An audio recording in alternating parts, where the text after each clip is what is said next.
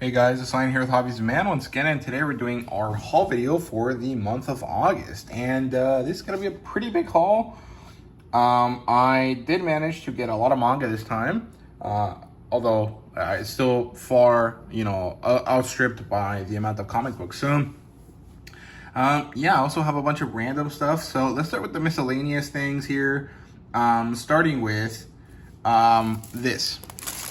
This is a One Piece 25th Anniversary Music Symphony World Tour program book. And I'm going to do a video talking about this. But if you guys follow me, you remember that in July, for my birthday, I got to go to the One Piece concert, the symphonic concert that they had July 10th at the Dallas Orchestra Hall.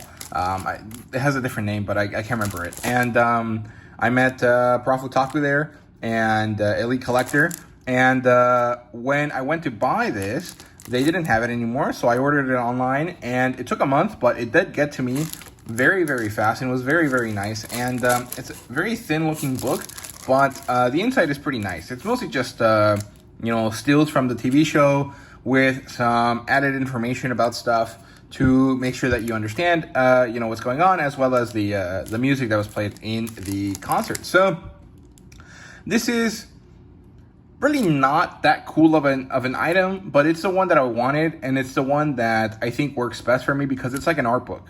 It's something that I can kind of just have around and look at every once in a while, and it's a very nice commemorative piece. So that's why I bought it, and I will do a whole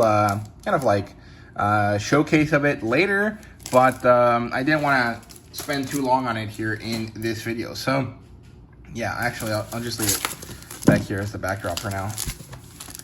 Then I went to one of my local comic book shops this month, and there was an artist there, and she was selling little stickers and stuff that she draws, because she has an Etsy shop or something, and she's a independent graphic novel writer. But one of the things that she does on the side as well is this art book, or this art collection based around different cryptids for each state. And since I'm from Texas, I looked at the poster she had for the Texas cryptids, and I picked up a few of them. So I got the Bigfoot and the Chupacabra, which is funny because this one manages to incorporate both the Texan Mexican style, which is like a vampire dog, and the spiky, like, demonic alien thing that they have in the Caribbean. So I thought that was cool.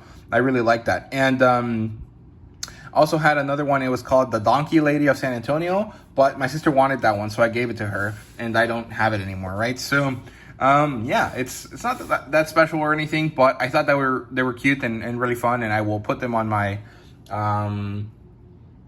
stuff, right, at some point. So I will leave a link down to this artist in the description, because I think that it's nice to support them. I think they're local to Texas, but I'm not really sure.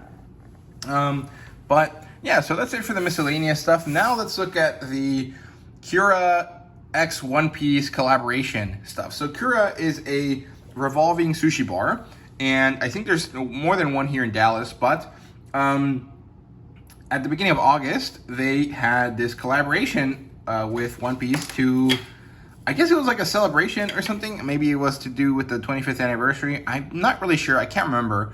But my roommate, who moved out, my friend, sent me a picture of the ad, and he was like, "Hey man, do you want to go?" And I said yes, and so we did. And I basically got everything that they had. So first of all, this box. And this box is nothing special, but inside of it, it had this cup here. So here's what the cup looks like. It's very high quality, actually. It was $16, which is not too expensive. It's about, what you would pay for an insulated cup. And it's pretty nice. It looks like the artwork is in between two layers of plastic. I don't know if you guys can tell, but there's like an inner layer, which is where the liquid goes, and then there's a vacuum, and then the outer layer. And the art is pasted on top of the first layer. So you won't scratch off the artwork by washing the outside of your cup, which is great.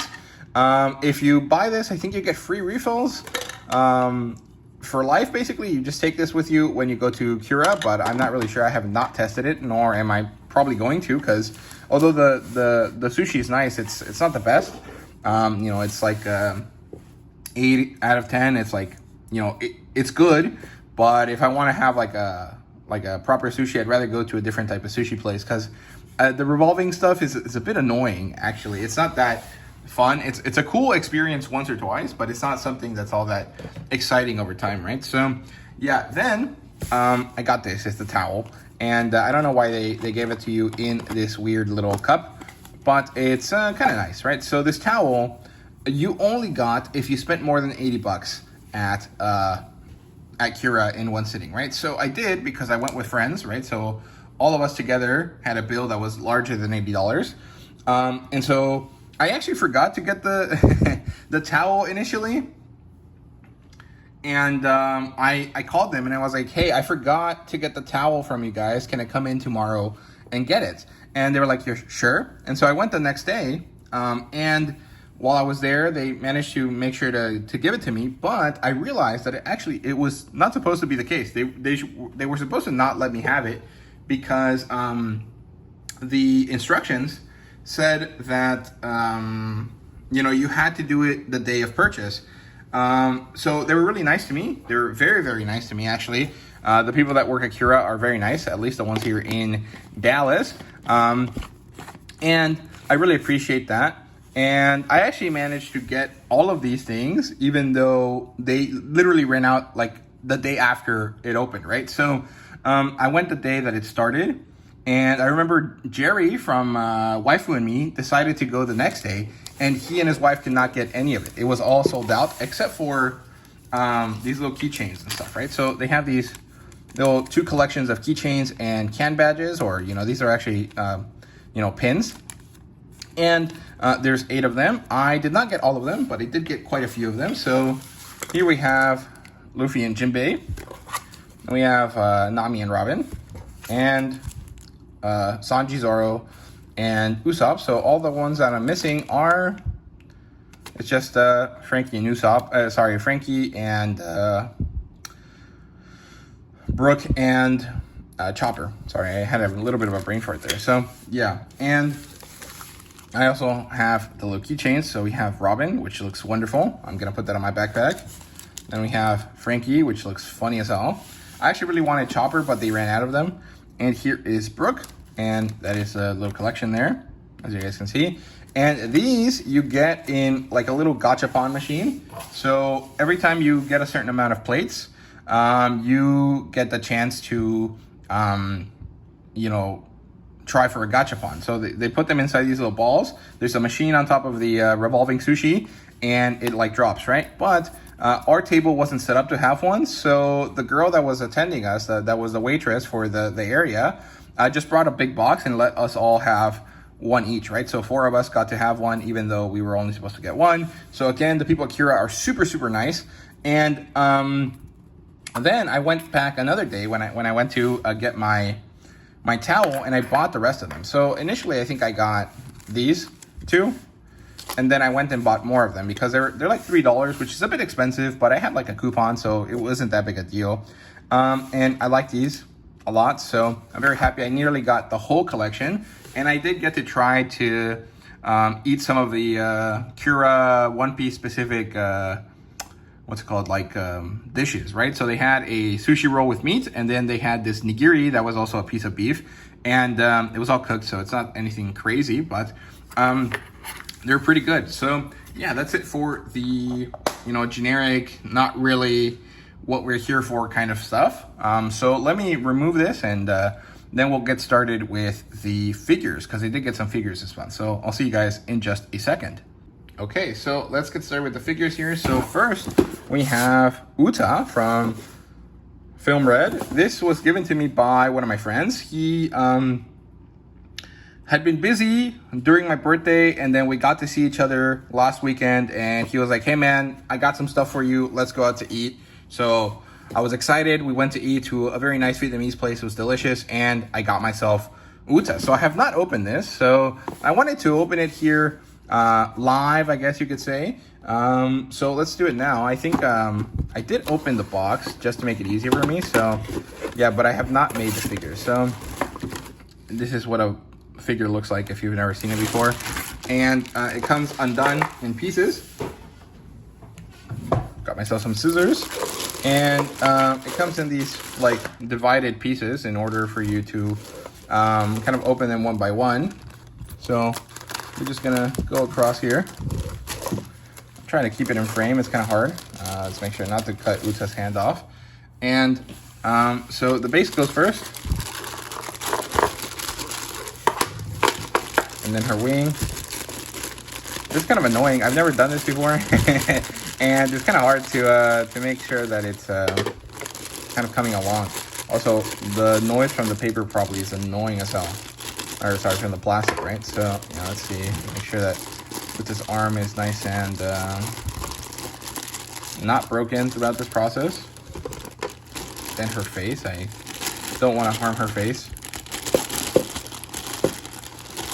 And finally, her body, right? So here we have Uta.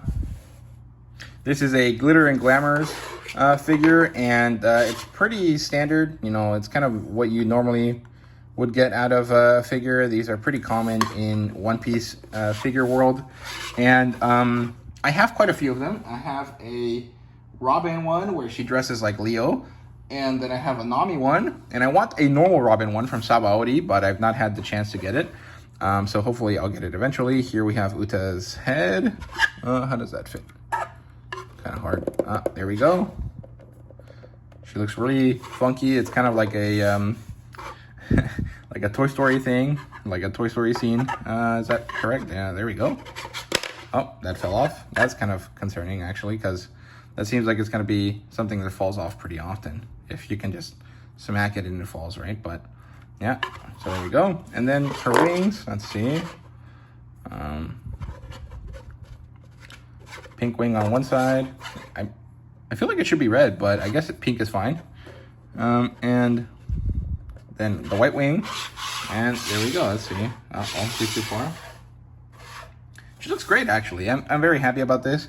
It's not a figure that's that expensive. I think they go for 20 bucks right now, which is pretty good. Usually these types of figures go for like 30. And the Nickel Robin one goes for like 50. So yeah, there you go. That's what Uta looks like. It's actually very, very nice. And I love Uta a lot because she is more or less the first One Piece character from a movie that I saw in theaters, right? So I actually really like Film Red because of that, you know, value that it has, being the first movie that I saw in theaters when it relates to One Piece, although I think Stampede is much better.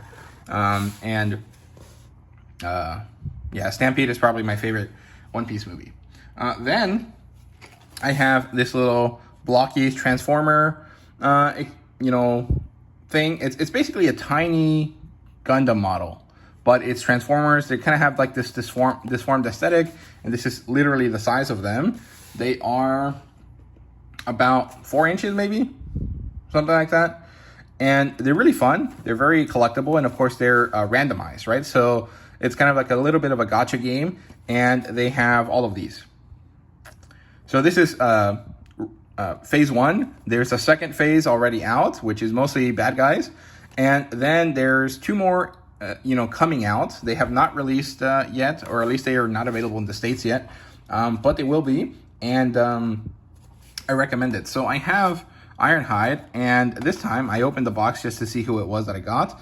And I got Skywarp, I think. So I really want Optimus Prime and Megatron. And hopefully they make one that has Bumblebee at some point. So yeah, that's it for that. One more figure here. I literally got this in the mail last week, and I've been holding my breath because I really want to open it, but I have not done so. But I ordered this in January alongside a Kaiju number 8 figure. Like, you know, Kaiju number 8, the character, not the brand. And Kaiju number 8 shipped yesterday. But this shipped earlier in the month, even though this was supposed to be scheduled to come out in November, which is very nice for me. I'm very happy about that. And this is a Luminasta figure. I've never had one before, and I thought they were actually really, really big. This is more or less an average-sized figure. It's about the same size as a DXF line figure for One Piece. However, the packaging is pretty different. So this is more like a toy or like it's packaged more like a toy, right? And there she is. She looks great. We gotta carefully take this out. Let's see. I don't have a knife with me, so I'm just gonna have to use my scissors to cut this tape, which is kind of annoying because it seems dangerous. So there's KURA right there, looking gorgeous, beautiful. She's my favorite character. Well, I mean, Kafka is probably my favorite character, but she's my favorite female character so far, and I'm very happy about that. Let's see, how do we put this in here? I want to not harm her hair. Let's see.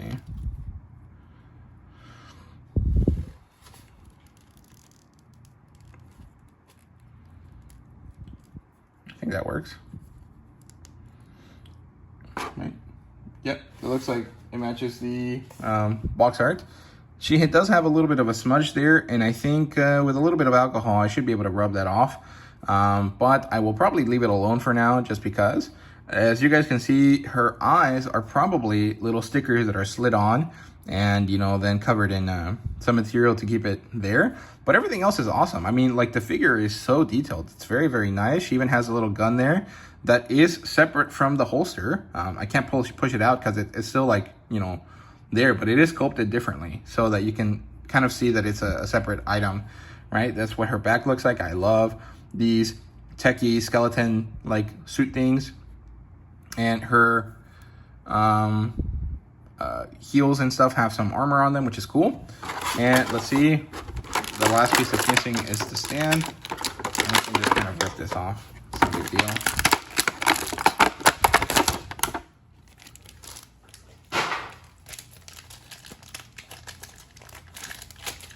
I'm not someone that thinks they're gonna sell their figures, so I don't really bother caring too much about them. Let's see. In terms of like the packaging, I mean. There we go. She looks great. Very tiny compared to Uta, but it's all good. So yeah, I'll just leave them here in the background. And then we can continue on with manga probably, right? Manga sounds like the best thing that we can kind of continue with, right? So let's go ahead and do that now. So I got Dragon Maid #7 at discount. I got it for half off, actually less. I got it for like $5 because I had some credit at my used bookstore back in my house, back by my parents' house. They also had volume 8, and I really debated getting it, but I decided to purchase other books instead at the time, so I only got #7. Hopefully when I go back in November, they still have it in stock, but you know, I'm not counting on it. So yeah, here's Miss Kobayashi's Dragon Maid #7. I'm slowly trucking along to collect this. I think I'm halfway through what's currently out right now, which is very, very exciting. I'm very happy about that. Then, on one of my many trips to Half Price Books, I saw that they had Black Torch #5 and #4 and #3, and these were all $5, and I could not pass it up. I love Black Torch. I like Tsuyoshi Takaki's artwork so much, and I could not pass it up, so I got them. $15 for nearly a complete set. Is very, very nice, and it did help me complete my collection of Black Torch. So now I just need to wait for all of Heartgear to publish, and I will have everything by this creator that is available in English, which is very, very exciting. Black Torch is kind of like Bleach, but with a bit more of a modern lean to it. The kind of characters that fight these Mononoke, these scary spirit creatures, are slightly like ninjas, slightly like military force, like, you know, Kikoru kind of looking characters, and they're also kind of like very spiritual in the same way that kind of Bleach is, right? So it's kind of like if Bleach and Blue Exorcist had like a modern update to it, and it was like an urban fantasy with some sort of military lean to it. That's what Black Torch is, and it's really, really good stuff, and the artwork is phenomenal. The story suffers a bit because I think the author's health deteriorated at some point around here, and then they had to kind of finish off the story as quickly as possible in order to avoid having to stick to it and kind of have more issues, right? Like, they didn't want to end up like the guy with that did Hunter x Hunter, or My Hero Academia's author, right? I can't remember his name right now. But yeah, Black Torch, if you guys want something that's short and sweet and pretty good, and it has that kind of Bleach / Blue Exorcist vibe, I recommend it. Anyway, Spy Family #12.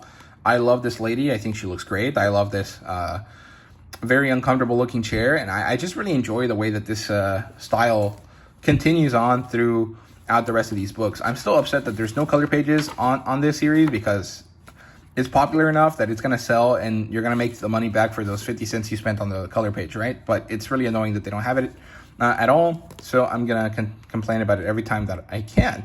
But yeah, I'm not really sure what's going on in this issue in this volume, because I'm only on volume 7 of the series. But yeah, Spy Family, I love that color. I think it's great. Then, let's see, what else do I have? I literally just bought this yesterday.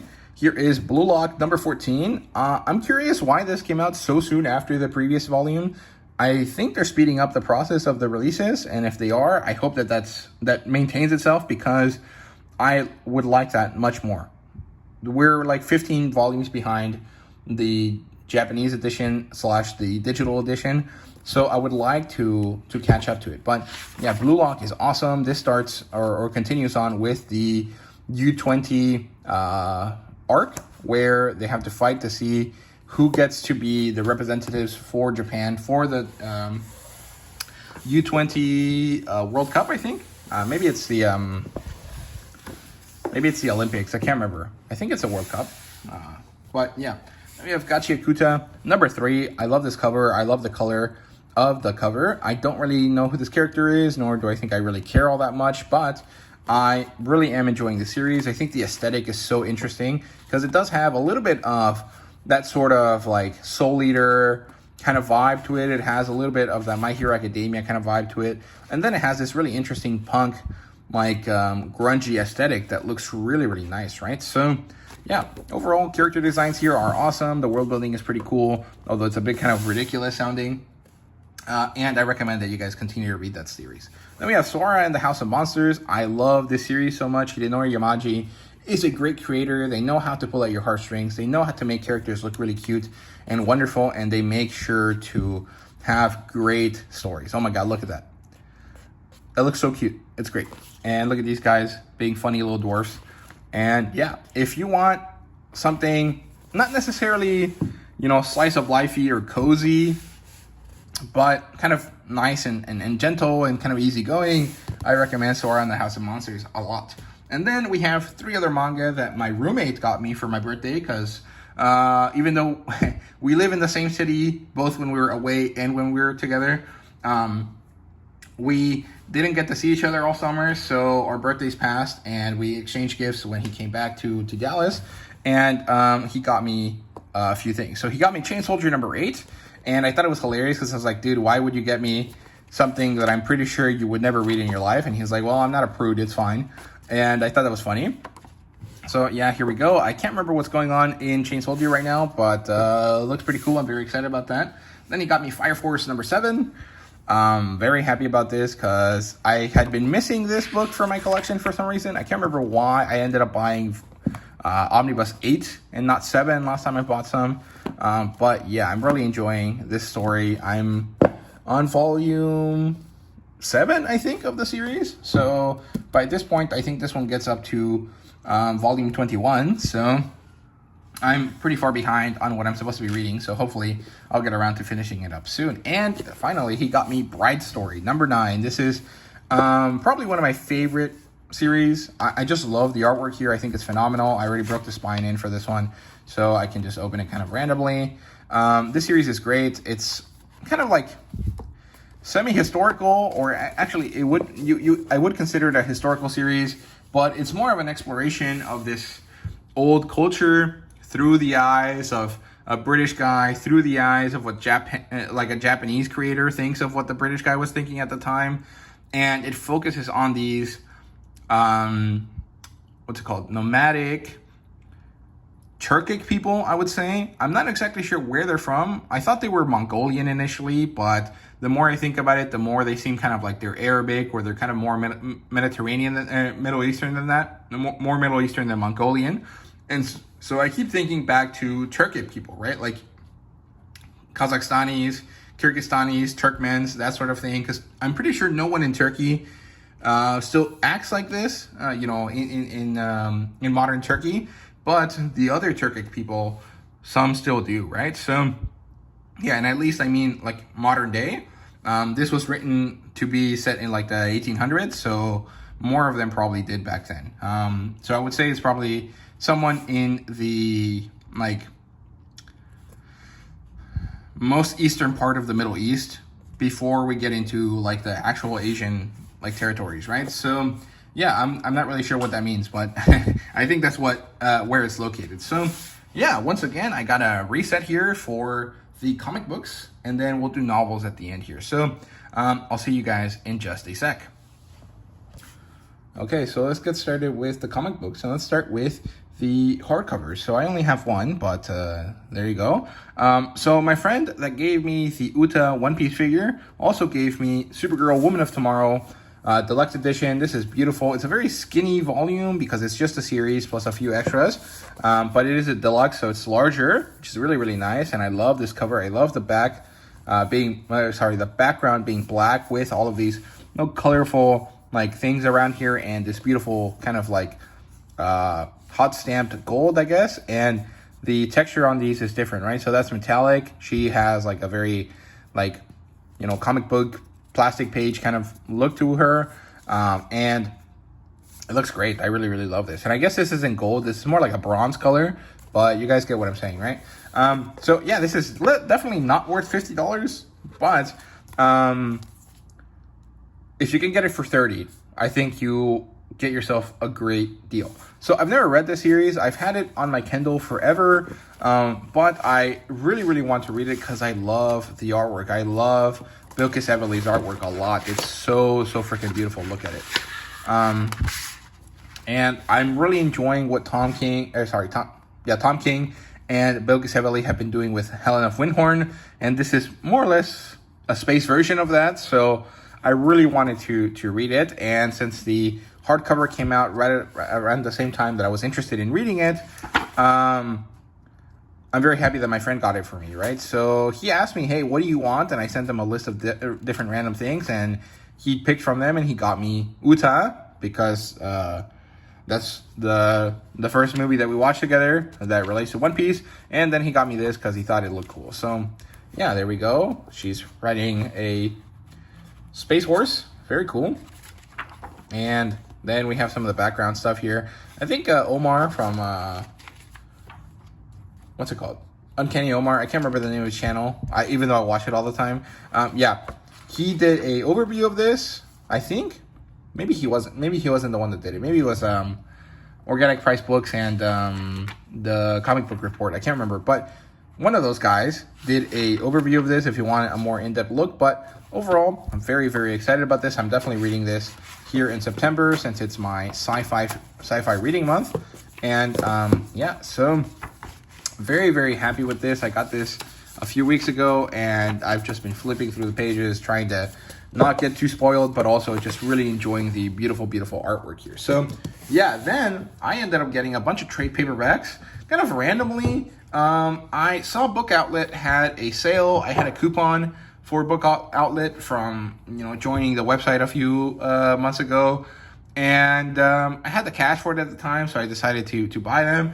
And for about, what was it? It was like $30, something like that. I got a bunch of comic books, a bunch of trades, and then I got two other ones individually, but I can't remember which one's which anymore, so I'll just show you all of them. And I probably got them all for about $5 to $7 each, right? So first we have Joyride. This is a Boom Studios book. I don't know anything about it, but it seemed like it was kind of fun and interesting. It's about these kids going on this joyride across space and time, and kind of the trouble that they're getting into. And I actually really enjoyed a very similar manga that had this kind of concept as well back in the day. I think it was called Astra Lost in Space, and it has that same kind of vibe, right? So I was interested in this. This one was like $5, and I'm excited about that. I like the artwork. I think it looks nice. So yeah, hopefully it's good. I will not read this in September, but I will read it eventually. And then we have a bunch of random Ultraman books here. So we have Rise of Ultraman. This is Ultraman #1 by Kyle Higgins, Matt Groom, and a bunch of other people that all work together on Power Rangers and Tokusatsu stuff. So we have Rise of Ultraman #1. Then we have The Trials of Ultraman, which is book 2 in the Ultraman series. And then we have Mystery of Ultra 7, which is book 3, although it doesn't have that label. And this is all before the Ultraman crossover with Avengers, right? So, yeah, I read one of these issues. And I read it because I wanted to decide if I wanted to buy these books. I read it. I loved it. I thought it was great. And so I decided to buy all of these books. And, man, look at this artwork. It's so, so cool. I love this. I like he has like more like a boxer pose, and this guy has more of a wrestler pose. I wonder if there's any of these Ultraman characters that have like a sumo vibe to them, because I think that'd be really fun, right? So yeah, there we go. I will be reading these in September because I love the Ultraman Rising movie and I want to get into the series, but I really don't want to watch the TV shows because those are really old and very cringy. So I wanted to get into Ultraman adjacent stuff, right? Stuff that is about Ultraman that isn't necessarily the original series. So I'm reading the Ultraman manga, which recently released in the Viz app, and I have a few volumes of. I'm going to read the Ultraman Spider-Man crossover that's also on the Viz app, and I'm going to read these as well as maybe one or two other things, right? Because I think there's also some novels, but I have not had a chance to get them. So continuing on with the tokusatsu stuff, here we have Go-Go Power Rangers Volume 2, and I bought this at the beginning of the month because I've been seeing it in my local comic book shop in their discount bin for a long time, and I've been wanting to get it forever. And I finally decided to start collecting the series in trades because it's just kind of very hard to drop $50 on the hardcovers. However, there is a Humble Bundle for this now, so I'm just going to buy that instead next month in a few days because I don't want to spend all that money right now since I've had a giant haul, right? So I will be buying the Power Rangers Mega Humble Bundle pack, which collects basically all of the mainline continuity comics for Boom Studios that they've done, including the latest issue that released that ended the series right before they restart the series with Power Rangers Prime, right? So very exciting stuff. I'm very, very happy about that. It's kind of a shame that I'm going to have to buy it digitally and have to read it that way, but also it's the most affordable price. I'm going to own those books because Humble Bundle does give you the files, and that'll be good. And I can always wait a while and then buy myself the hardcovers if I really want to have it physically, right? So, yeah, then continuing on with more Toku-esque stuff, we have Mech Cadet U Volume 2. This is the second book in the 3-book series, and this is not really Tokusatsu. Like, it's not kids that turn into Power Rangers or people that have, like, a transformation. It's just a bunch of kids that pilot mechas. So it's not exactly the same, but it's pretty similar, right? It's in the same vein. And I really enjoyed the first volume, and I had a very difficult time finding the next issue and the next one after that, which is this one. This is the final. And when I saw that they were at on Book Outlet for very cheap, I decided to get them, and I'm very, very happy about this. And I actually like collecting these in trade instead of the compendium because the trades seem to have a little bit more to them than the compendium does, like in terms of like stuff that's collected. So I decided to get it this way. I'm pretty sure there's a new series that came out that's just called Mech Cadet, and that should be coming out in a trade at some point. So if I really enjoy this by the end of it, I will get that as well. And the compendium, I might still buy just because it's an easier read. You know, if you have all of it collected in a single book instead of having to, you know, go out of your way to grab one from your shelf, then grab another one, then grab another one. Kind of idea, you know, but I don't know. We'll see. And finally, before we get into the singles, I have the Smurfs 3-in-1. And this is an old printing of it, I think. This is a Paper Cuts series. And as you can see, it's nice. It's well done. But the sizing on this is kind of weird. This is pretty damaged, but I got it for like $4, so who cares? And this collects the Purple Smurfs, which is the first story, the Smurfs and the Magic Flute, and the King Smurf. And these are the original series, the original comics that started the Smurfs, you know, popularity, right? But yeah, this seems like it's a pretty old printing. Let me see if I can figure out when it was printed.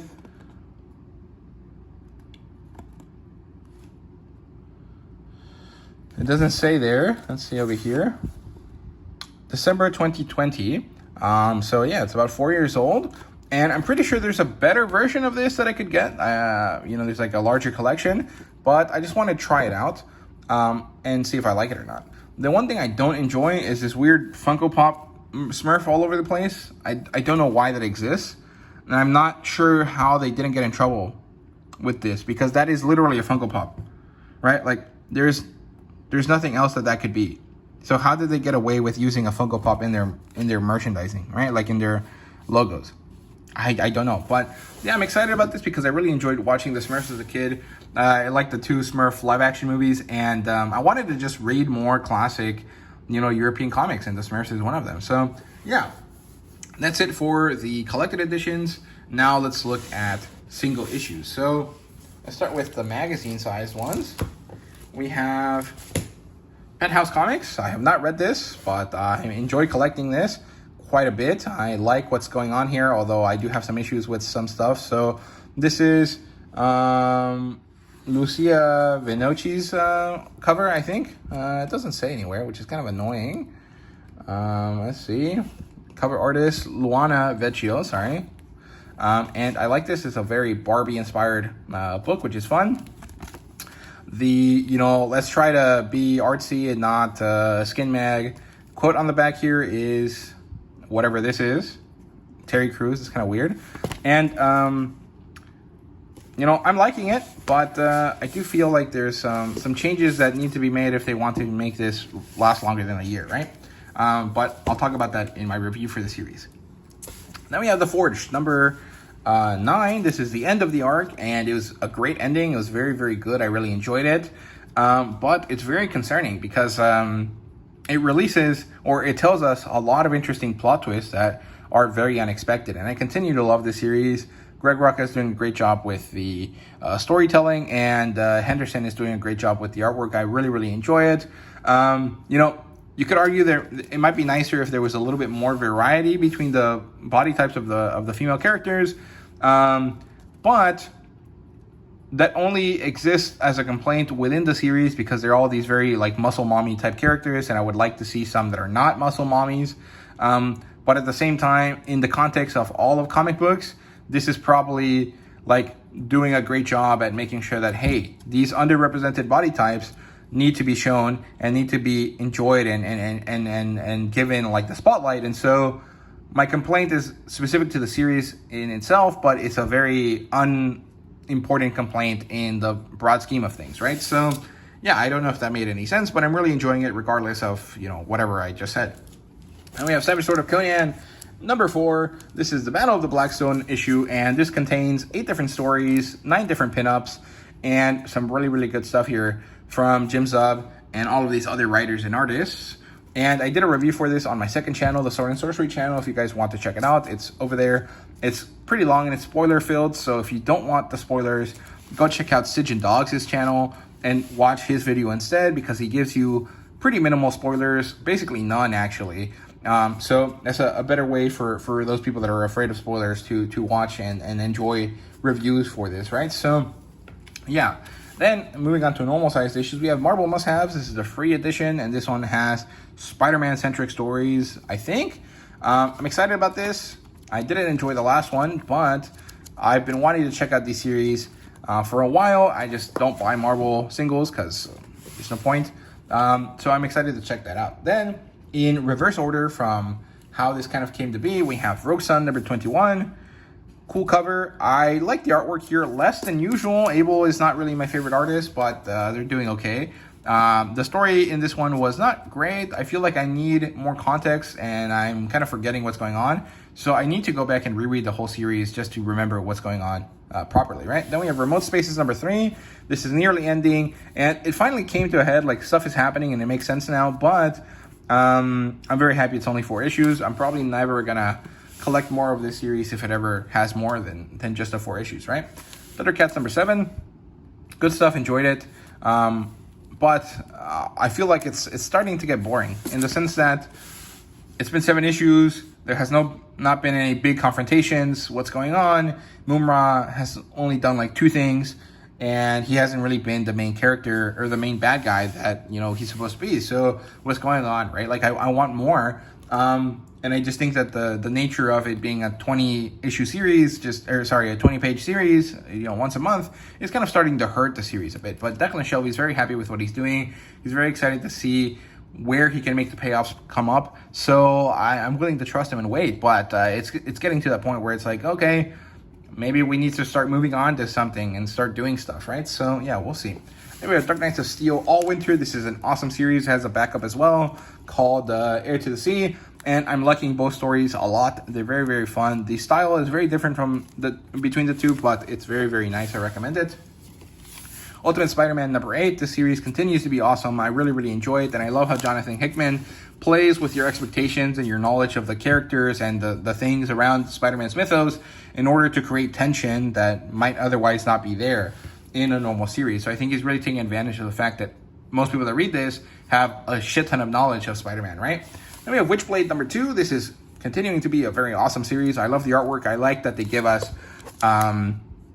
information in terms of like how the series was made. You know, they give us more artwork. They give us a cover gallery at the back. I think that's a great, kind of thing. It makes the story or the book seem bigger without necessarily having more story, and it's still like at a nice price, $3.99, which is, it's kind of crazy that that's a good price at this point, but it really is, because most things are like $5 now, which really, really sucks. But you know, it is what it is. This continues to be good, and I'm sure it'll continue to be good for its whole run with Marguerite Bennett at the head and Giuseppe Cafaro as the artist, and I'm really, really liking what's going on here. So yeah, Kill All Immortals number 2. This is a fun originals-esque type of series, you know, the Vampire Diaries spinoff. It's about Vikings that have made it to the modern world. They're immortal, and they're having a family fight because the female character doesn't want to be a crazy murderer, killer like the rest of her family. So yeah, pretty cool stuff.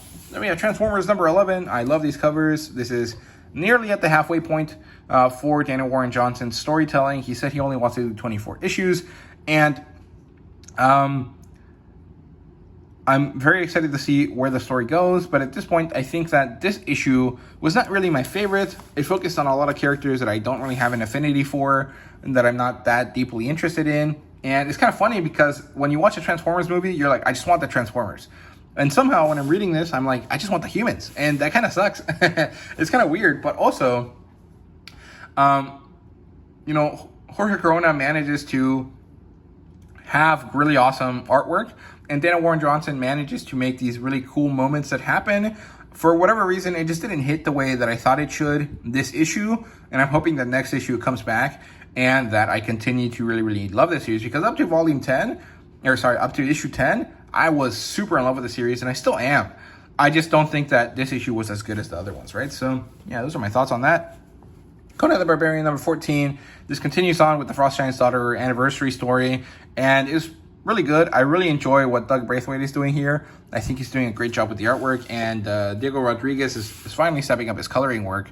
And there was an interview with Diego that really helped me empathize with him a lot, and kind of gave me a chance to be more gentle about my thoughts on his coloring, right? So yeah, then we have Dick Tracy number 4.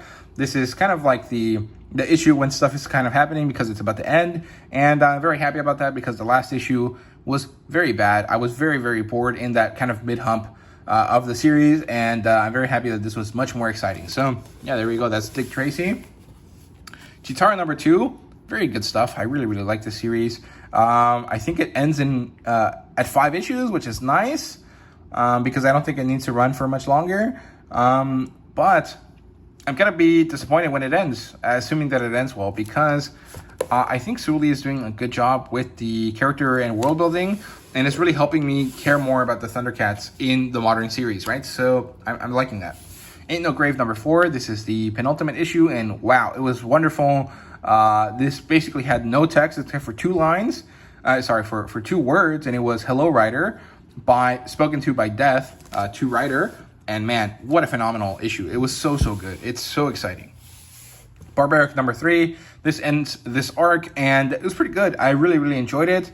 But I feel like these 3-issue story arcs are kind of, I don't know, man. I feel like I want more. I think that there needs to be more. I feel like sometimes it feels too fast, and that's a bit disappointing, but also kind of understandable. This is a smaller company that can't really spend that long doing these big batch arcs, and they're doing a great job with what they have. So I really, really love Barbaric. I want the hardcover edition, so hopefully we get one at some point. But yeah, Then we have Supermassive, number 3, I guess. This is the 2024 edition.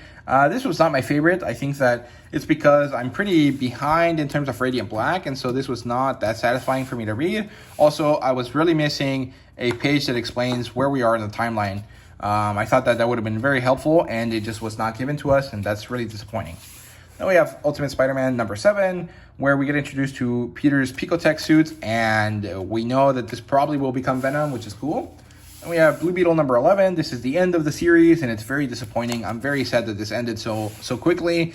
It feels very abrupt. It seems like it got canceled, and that sucks because I was really loving the series. I was really enjoying it, and the fact that it just ended with no rhyme or reason, no knowledge given to the creators, no knowledge given to the readers, is very disappointing. But I'm sure that it's because many people weren't reading it, which sucks, but it is what it is. Blue Beetle is a great character. I love him a lot.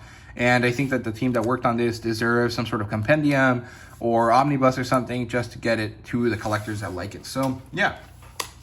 You have Gun Honey, and I still can't tell if this is a woman that's real or if it's drawn. I'm pretty sure it's drawn, but very good stuff. I really like this cover. This is the end of the arc, and I gotta say that overall, the third arc is a lot less good than the first two.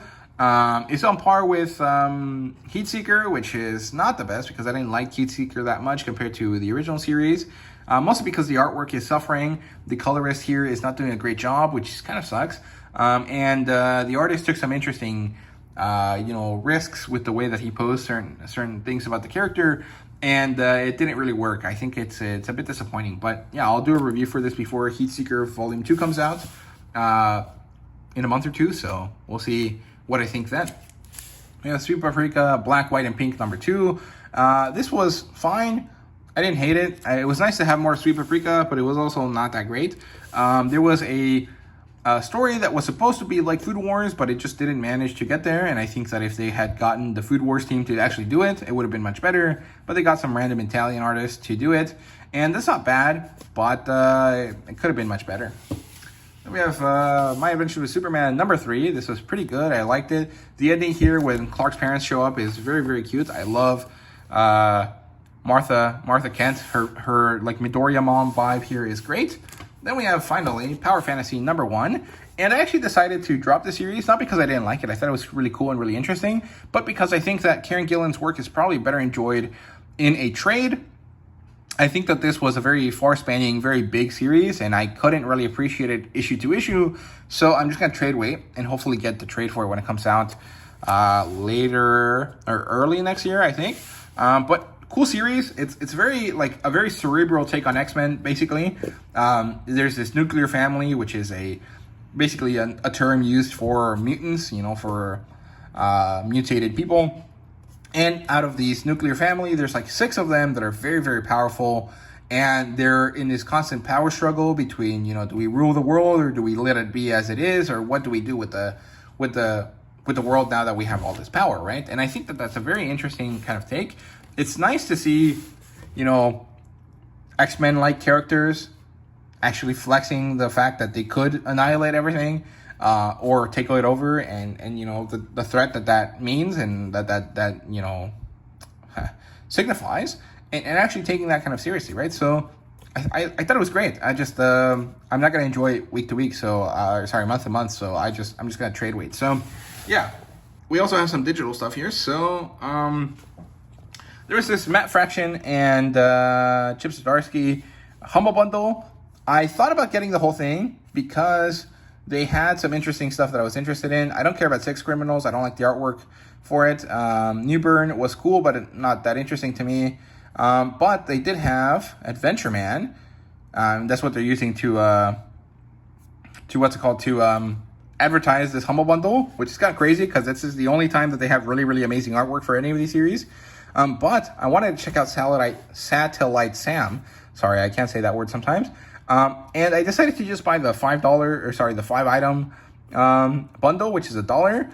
And that gave me Satellite Sam, Odyssey, which is something I'm interested in, and then there's 3 books that I don't care about. But I thought about it. I was like, okay, I just want to check the series out. Can I get it on Kindle instead? The answer was no, because it cost $8 for the Kindle edition on Amazon. But this was only less than 50 cents basically. It's like not even 20 cents actually, or maybe it's exactly 20 cents because $1 divided by 5 would be 20 cents, right? Yep, yes it would be. So I decided to get this instead, and I might regret this later, but I really want to have Adventure Man physically, so I would end up buying it again anyways. So I'm just gonna save myself a few dollars here. Just get this to check out Satellite Sam and then move on from that, right? So yeah, that's it for the Humble Bundle. I think I did get some Kindle stuff, so let me double check here if that's the case. Let's see. Yes, I did. I got Eagles of Rome. This is a single book. There's 7 of them, and I think one of them, number 8, is coming out here soon. And this is by Marini. This is digital only, which is really upsetting, and it's by Europe Comics, which I think is a defunct company. I'm not really sure. I think they're not, actually. I think they decided to switch to digital because they didn't want to deal with having to sell across the ocean, right? But yeah, this series is very interesting. It's supposed to be this historical kind of series. And I just got it because I love Marini's artwork, right? So yeah, that's it for the comic books. Now I will be taking a little quick break here to reset this so it's empty again, and I'll see you guys in the next clip. Okay, let's end this up with the books, right? So first, tiny little Louis L'Amour book here. This is Down the Hills, which is a tiny little novel. This is part of the Lost Treasures books. So it has some sort of extra stuff here in the back relating to how this came to be and stuff like that. So that's exciting. I like that. And it's a really nice short book, so it'll be great for next year's June on the Range. Then we have something I was surprised about. This is Michael Moorcock's Elric of Melnibone, I don't know how to say it. Book 1 in the Elric saga. This has a horrible, disgusting, very boring, stupid story that serves as a foreword for Neil Gaiman, by Neil Gaiman, sorry. And I don't know why they decided to pick this. It's really fucking stupid. It sucks. I really hated it. Not because Neil Gaiman's a shitty, diddler or anything, because I think he's fighting some allegations right now. I don't care about that. Like, I mean, it's expected out of artists at this point. I don't see why anyone is surprised by it, but that's not really important. I don't really like Neil Gaiman's writing. I don't think it's all that interesting. Although I know people think he's amazing. I just didn't like the story because it was stupid as hell. It had nothing to do with Moorcock. I don't know why they decided to put this in the book. And it really brings down the value of this book to me, right? So, yeah, I got this because I had bought it a few years ago digitally for like $2. And I had started reading it, and I really was enjoying the Elric stories. But I saw this at one of my local bookstores around here. I think it was Books A Million by my parents' house, which is actually not local to where I live right now, but, local when I go home. And it was for $7, which is a great price because this is like a $40 book, I think. Let's see, $30 book. And I decided to pick it up. It was kind of like I saw it at the corner of my eye as I was looking for a book for my sister that she needed me to get her. And I couldn't find her book, but I got myself one. So it is what it is. I paid I got her to pay the, the Faber tax. And yeah, very interesting book. I like how it's made. I think that the letters are very nice and big, so it's very easy to read. However, there's kind of an odd thing here. Randomly in the middle of this, there's a bunch of random pages that are in color, which I don't get. Why are they just in the back half of the book? Shouldn't they be at the front or, wherever it is that they fit? Yeah, I don't get why they're there, but they're there. So yeah. And then I got one more book. I got this the same day that I bought the Miss Kobayashi's Dragon Maid Volume 7. This is the big book of adventure stories edited by Otto Penzler, forward by Douglas Preston, beautiful artwork here by who knows who. And this is a big mammoth volume of stories by Vintage Crime, or maybe a Lizard Press, I can't remember. Yeah, Vintage Crime, Black Lizard. This has an introduction to the Cisco Kid. It has a whole novel in here, which is cool. And it has a bunch of different types of stories based around these different themes. And there's more books like this. There's the Big Black Lizard Book of Pulp. There's the Black Bass stories. And I think I saw this in a Michael K. Vaughn video at some point. And I've had my eye on it for a long time. And I saw it for a very big discount. And then I had credit, so I got it for free, basically. And that's very, very nice. And I will hopefully get the rest of these books in the series if I end up deciding I like this one, right? So there's the Black Lizard Big Book of Pulps, the Vampire Archives, the Agents of Treachery, Bloodsuckers, Fangs, Coffins, and the Black Lizard Big Book of Black Mask Stories. And, you know, it's very cool, very big. It's a double column, so you get a lot of story per page, which is cool. It's not my favorite style, but it makes it much easier to have this giant book if you can make even more words fit on it than before, right? So, yeah, here we have some sword and sorcery books, or stories. Then we have Megalomania, Man vs. Nature, Island Paradise, Sand and Sun, which is probably going to be the most interesting stuff here. Something Feels Funny, Go West, Young Man, Future Shock, I Spy, Yellow Peril, which is a crazy concept, and In Darkest Africa, which will be probably very interesting, right? And then that's where you have Tarzan the Terrible, which is cool. Doesn't seem like there's any illustrations in this book, or maybe there are, but they're kind of, you know, put wherever they fit on the stories. I did see some, I just can't seem to find them to show you guys, which is disappointing. But yeah, I don't know. I'm very excited to read this. So we'll see what I think about this when I end up reading it, right? So yeah, finally, we have a few Kindle books to show you. Here we have Rogue Star. I did not buy that. I got that for free. We have Cradle, Rides of the Lords. This is the third omnibus, and the fourth omnibus actually came out already. But if I buy that and have access to all 6 books left, I will read only that for the rest of time until I finish it. And I'm not ready to commit to that. So I'm going to wait. I'm going to wait to read this probably till next month. And I will do another Cradle book chatter video before I get around to reading this, even though I've been itching to do so for a while now. We got Conan. We got Hearthomancy, which seems to be some sort of noir Hamlet story. And then I got some of these books for free or very, very cheap, thanks to a sale that I saw. So I recommend you guys check it out.